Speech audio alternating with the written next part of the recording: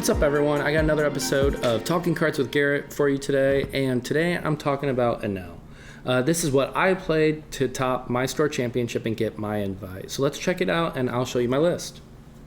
So Enel, the reason why I chose Enel, I think right now he's set up pretty well. The meta is really spread out. Lucci can win, Black Yellow Luffy can win, RP Law can win, Bonnie can win, and Enel can win. I feel like those are the 5 decks that can really just pop off any tournament and really take first place.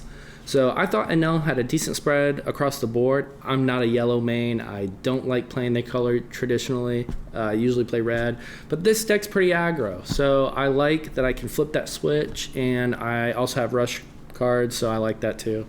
But I'll talk about my matchups and everything that I did that might be a little off kilt to show you how I piloted the deck. And we'll do that after the list. So let's get right into it with 10-drop Ace. This may be the best card in the deck. This is definitely my favorite card. This is why I will play Enel. It has Rush. If you're at 2 life or less, it has Rush. And it gains you a life when you play it. Now, if you're at 2 life, you can either choose to pretty much get Rush or gain a life.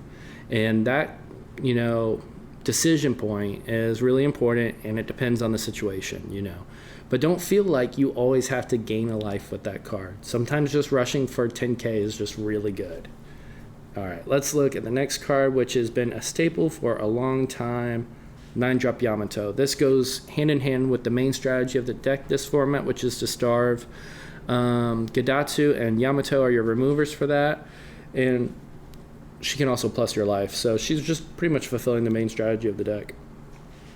And then I only ran 3 8-drop Katakuris. Some run 4. I just didn't want to get bricked so hard. There was one game where I got bricked, and I just had no combo in my hand, and that was my only loss for the day. So I don't know if I'd change it. I don't know if I'd go to 4. It's a great card. It can control the board. There's some cool plays you can do. I'll talk about one that I did later against a Rob Lucci matchup. Actually, it was the Enel Mirror that I played, actually, where this card was just clutch. So I could see it going to 4, but I don't know what I would cut right now. I'm on 3 7-drop Enel. I think this card is vital and needed right now, and just as important as Katakuri half the time, because I don't know about everyone's meta, but Rob Lucci is the predominant deck in mine. So Enel is our gateway to winning that matchup. If we slam this on curve going first, it's looking good. I mean, this card's so hard to remove for them, and it can even work in situations for us. Let's say we're at 2 life. We're going to use Enel ability to go down to 1. Now I can play 10-drop Ace and get full value.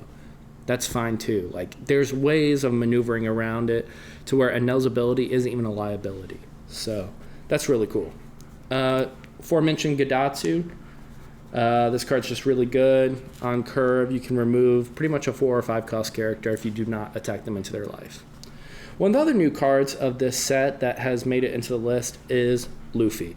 Now, I'm going to explain why I play Luffy over Sabo. Sabo, you play him from your hand, you're down 1 card. His ability is pop a life, and you can pop a 5 cost. Really good ability. But now I'm down another card. That's 2 cards I'm down, technically.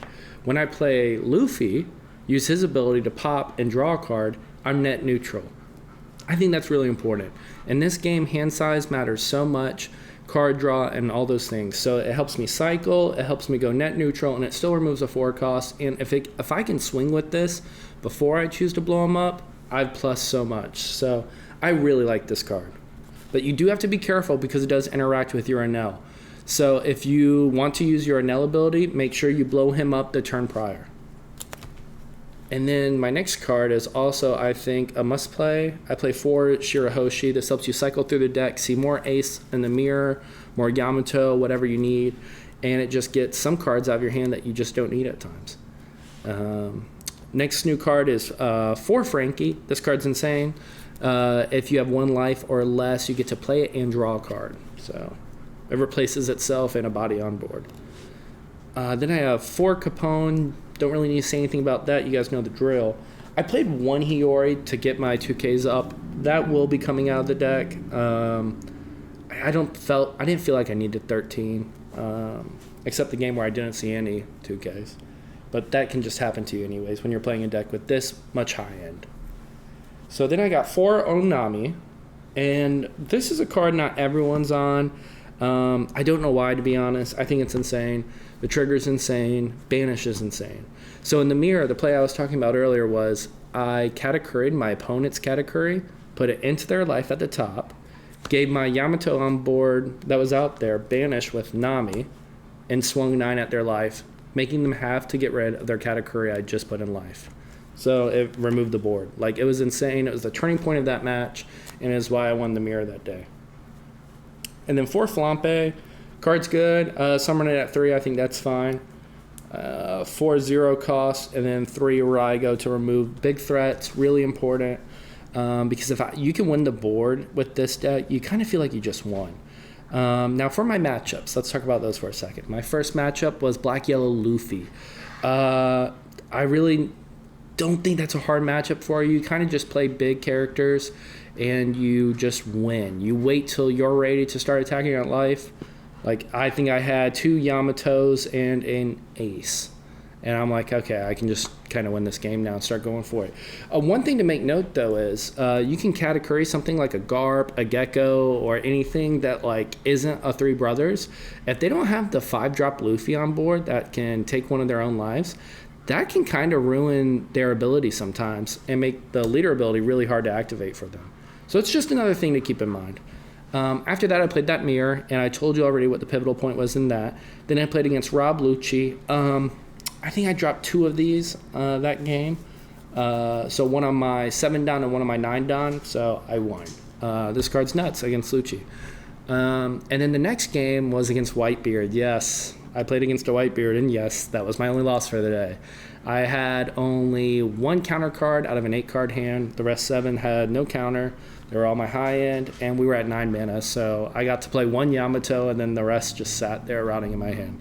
The guy was on some spice. He kind of was just playing a Rushdown Whitebeard vibe. But I don't know if that would even worked if my hand was so bad.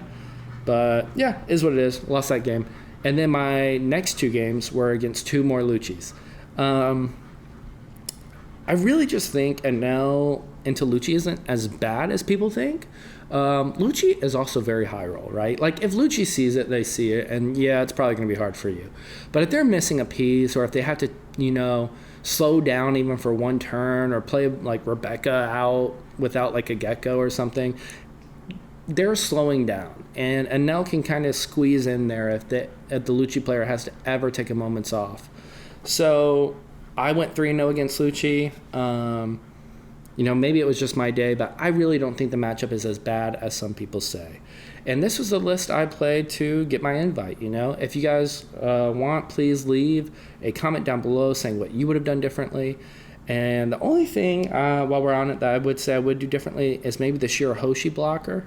I would definitely take this out, and I could maybe drop a Flampe or a Luffy to get up to either 4 Katakuri or 2 Shirahoshi blockers in.